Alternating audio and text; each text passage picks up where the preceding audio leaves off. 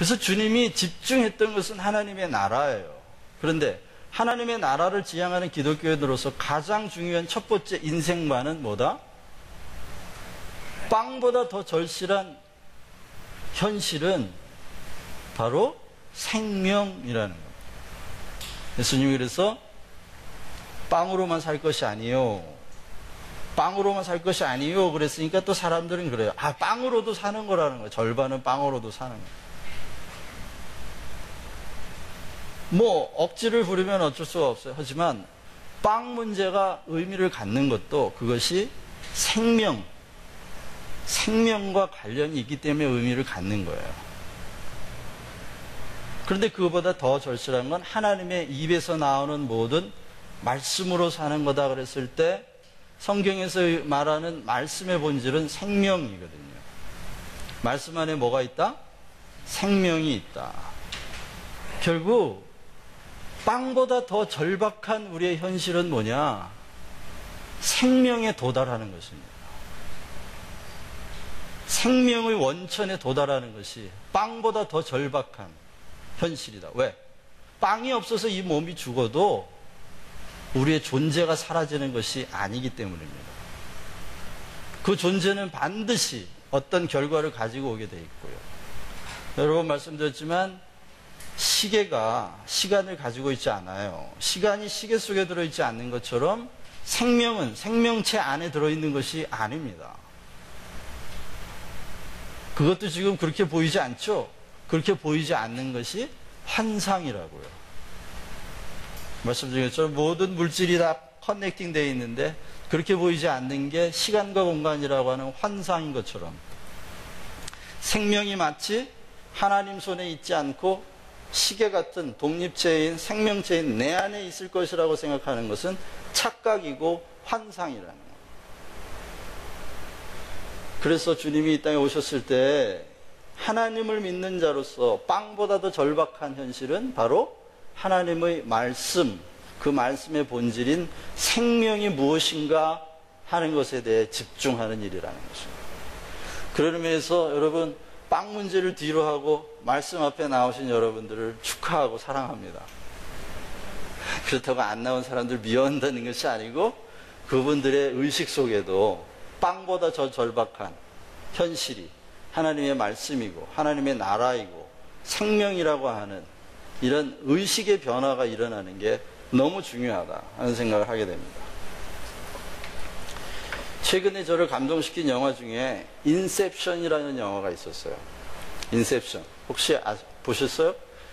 디카프리오가 열연한 영화였는데 그 영화에는 크게 두 가지 스토리가 나옵니다. 하나는 자기와 자기 아내와의 관계, 그리고 또 하나는 어떤 석유 재벌 회사에서 부탁을 받고 있었던 사건. 두 가지예요. 아내와의 관계는 뭐냐면 이 사람이 신기한 기술을 발명해냈어요.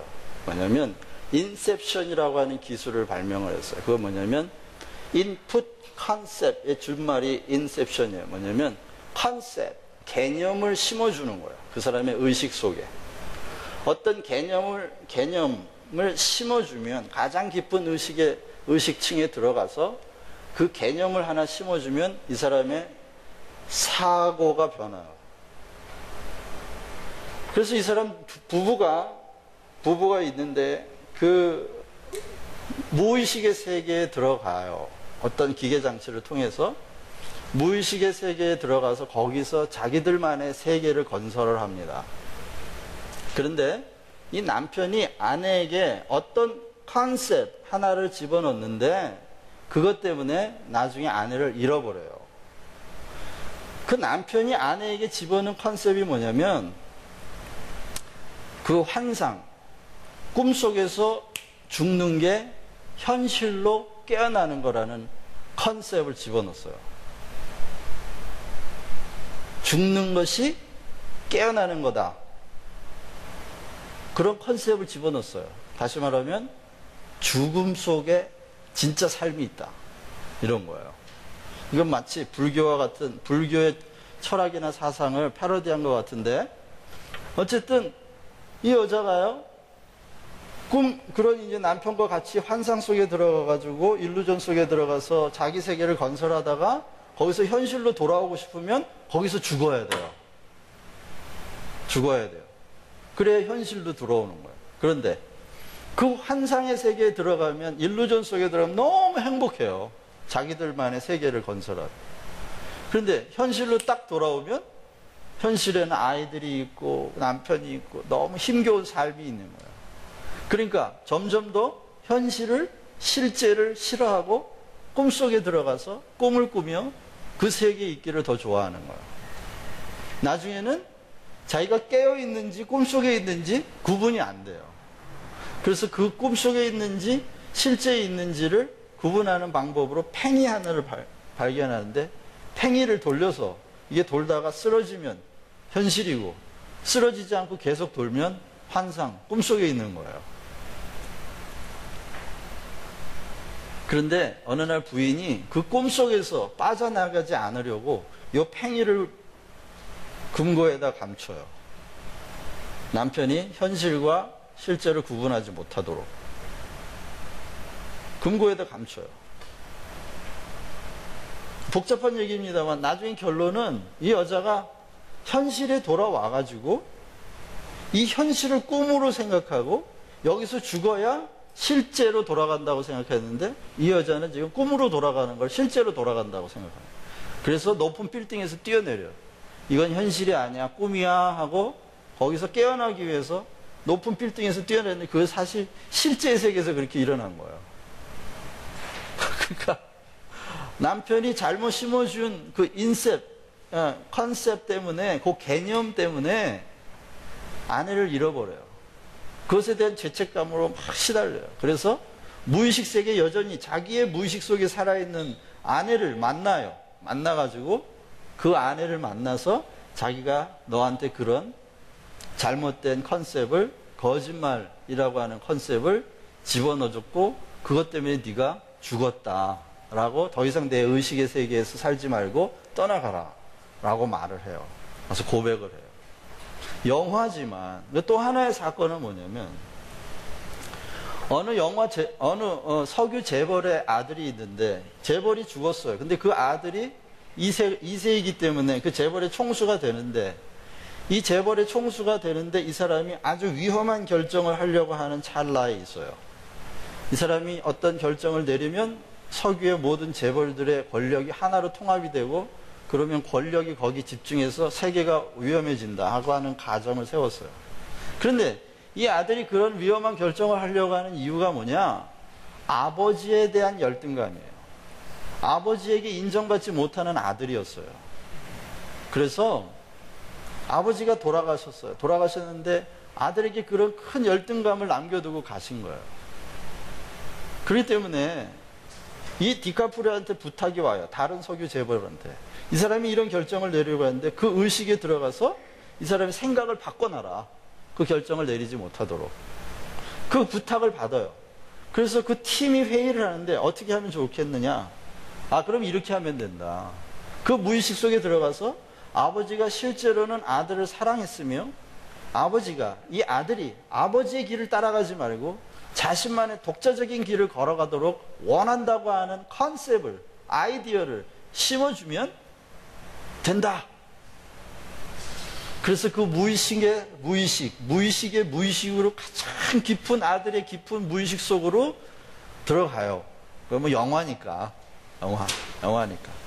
거기에 들어가서 아들의 가장 깊은 기억 속에 아버지로부터 가장 깊은 상처를 받았던 그 장면으로 들어가서 거기 뭔가를 바꿔놓는 거예요. 바꿔놔서 아버지가 실제로 아들을 사랑했고, 아들은 아버지가 자기를 아버지에게 인정받기 위하여 아버지가 갔던 길을 쫓아가는 게 아니고 아들만의 독자적인 길을 가도록 원한다고 하는 메시지를 그 무의식에 심어놓는 거예요. 그 우여곡절 끝에 그것을 성공해요. 결국 성공을 했고, 그 아들은 현실의 세계에 돌아와서 자기가 자기만의 독자적인 길을 가기로 결심을 하면서 세계의 새로운 선택과 결정의 가능성이 열려 있다는 그런 메시지였어요. 저는 그 영화를 보면서 너무 큰 충격을 받았어요, 처음에. 그 의식과 그리고 개념, 컨셉이죠. 의식과 개념의 그 관계가 인간의 삶과 죽음, 그리고 존재에 미치는 영향에 대해서 깜짝 놀란 거예요. 그게 비록 가정이 있는 영화였지만 이게 우리의 영적인 현실이고 성경에서 말하는 거예요. 거짓과 진실이죠. 거짓말이 진실로 둔갑해서 우리의 의식 속에 심겨져 있으면 그 사람은 현실과 실제, 영적인 현실과 물리적인 현실, 더 물리적인 현실보다 더 절박한 현실이 영적인 현실이라는 걸 모르는 거죠. 모든 인간이 지금 왜 예수님은 오셔서 빵보다 더 절실한 현실이 생명이라고 하는 눈에 보이는 환상에 속지 않고 참 진리를 알고 거기에서 그 생명에 도달하려고 하는 참 인간의 모습으로 사셨는데 왜 우리는 이렇지 않냐는 거예요. 왜 우리는 그리스도와 같지 않냐는 거예요.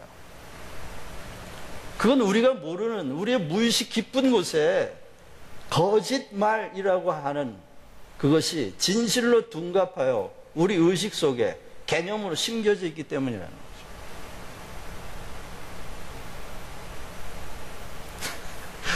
지금 무슨 얘기하는지 좀 모르세요? 성경에 보면 이런 말이 있잖아요. 하나님을 알만한 것이 분명 사람 안에 있는데 하나님을 찾지도 않고 하나님께 영광을 돌리지도 않는다 그랬어요. 왜 그렇게 됐을까요? 그런데 그 이유를 로마서 1장 25절을 보면 인간이 거짓말을 진리와 바꾸었다. 우상을 하나님과 바꿨다.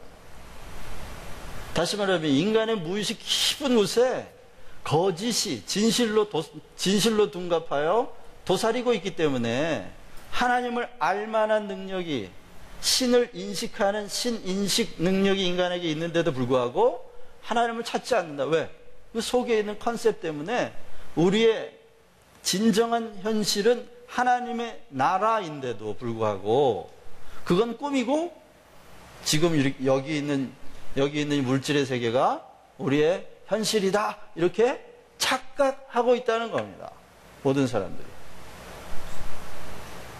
여러분 안에 그래 하나님의 나라는 꿈이야. 하나님은 꿈에서나 만나는 분이지. 만약 이렇게 생각한다면 현실과 꿈을 지금 바꿔서 생각하고 있는 거예요. 기독교는 종교가 아닙니다. 제가 여러 번 말씀드렸죠. 기독교는 종교가 아닙니다. 종교의 본질은 감정입니다. 절대 의존 감정. 절대자를 의존해서 우리 마음속에 있는 두려움과 수치심을 위로하려고 가리고 숨으려고 하는 또 다른 감정이 종교입니다. 그럼 기독교가 종교가 아니라면 그럼 기독교는 뭐죠? 기독교는 뭡니까? 기독교는 현실입니다. 우리에게 있어서. 하나님의 나라는 꿈이 아니고 현실이라고요. 하나님은 꿈 속에서만 만나는 분이 아니고 현실 속에서 만나는 분이에요. 종교인들은 다 하나님을 어디서 만나죠? 감정 속에서, 신비한 체험 속에서, 꿈 속에서 만나요. 하지만 기독교는 꿈이 아니고 종교가 아니고 현실입니다라고 말할 때 우리의 몸 전체, 인간 존재 전체를 구성하고 있는 모든 영역에서 하나님을 만난다는 거예요. 그게 기독교는 현실입니다라고 하는 선포의 의미라고요. 그러니까 교회만 와야 하나님이 계십니까? 아니죠. 그래서 사도 바울이 뭐라 그래요? 너희의 몸을 산 제물로 드리라. 그것이 너희의 드릴 영적인 예배니라. 육체성, 신체성과 영적인 개념을 구분하지 않아요. 하나님의 나라에 집중하는 삶을 살았던 또 다른 한 사람이었던 바울이 물질과 영적인 세계, 영적인 것과 물질적인 걸 구분하지 않는다고요. 너희의 몸을 거룩한 산제물로 드려라. 이것이 너희가 드릴 영적인 예배니라. 어떻게 몸을 드리는 것이 영적인 예배가 될 수 있을까요? 그 말은 진리가